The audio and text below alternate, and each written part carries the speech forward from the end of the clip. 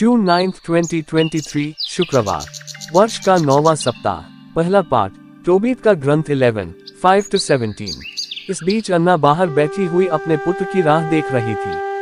उसने उसे आते देखा और उसके पिता से कहा, देखो, तुम्हारा पुत्र और वह व्यक्ति जो उसके साथ गया था आ रहे हैं। पिता के पास पहुंचने से पहले रफाएल ने टोबियाह से कहा, मैं जानता हूं कि उनकी आंखें अच्छी हो जाएंगी।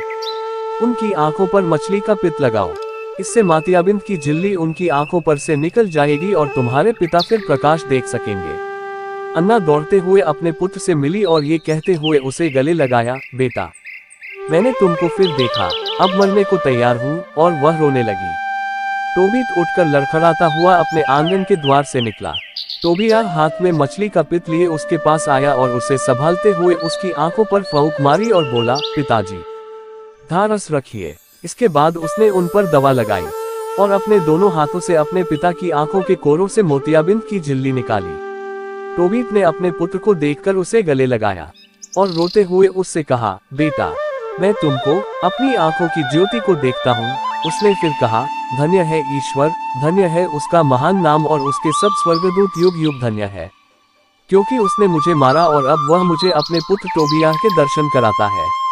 तोबीत और उसकी पत्नी अन्ना आनंदित होकर घर के अंदर आए और उन्होंने ऊंचे स्वर में ईश्वर को धन्यवाद देते हुए सबों को बताया कि उनके साथ क्या क्या हुआ।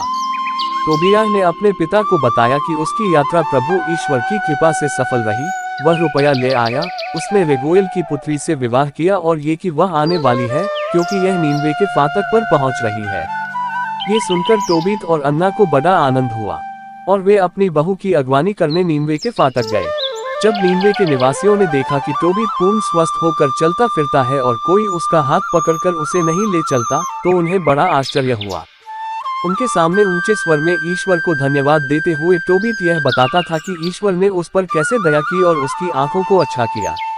टोबीत ने अपने पुत्र टोबियाह की पत्नी सारा के पास आकर उसे ये कहते हुए आशीर्वाद दिया, पुत्री, सकुशल पधारो। पुत्री, सुसमाचार। संत मार्कुस का सुसमाचार 12:35-37। ईसा ने मंदिर में शिक्षा देते समय ये प्रश्न उठाया, शास्त्री लोग कैसे कह सकते हैं कि मसीह दाऊद के पुत्र हैं? दाऊद ने स्वयं पवित्र आत्मा की प्रेरणा से कहा, प्रभु ने मेरे प्रभु से कहा, तुम तब तक मेरे दाहिने बैठे रहो जब तक मैं तुम्हारे शत्रुओं को तुम्हारे पैरों तले न डाल दूं। दाऊद स्वयं उन्हें प्रभु कहते हैं, तो वह उनके पुत्र कैसे हो सकते हैं? एक विशाल जन समूह बड़ी रुचि से ईसा की बातें सुन रहा था। मनन चिंतन।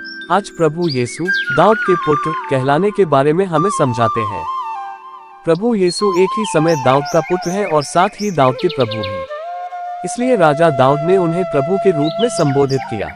यीशु दाऊद का पुत्र है क्योंकि वह दाऊद का वंशज है। ये शीर्षक पारंपरिक रूप से अपेक्षित मसीह के लिए इस्तेमाल किया गया था। जिन लोगों ने यीशु को प्रतीक्षित मसीह के रूप में पहचाना, उनमें से कई लोगों ने उन्हें दाऊद का पुत्र कहा।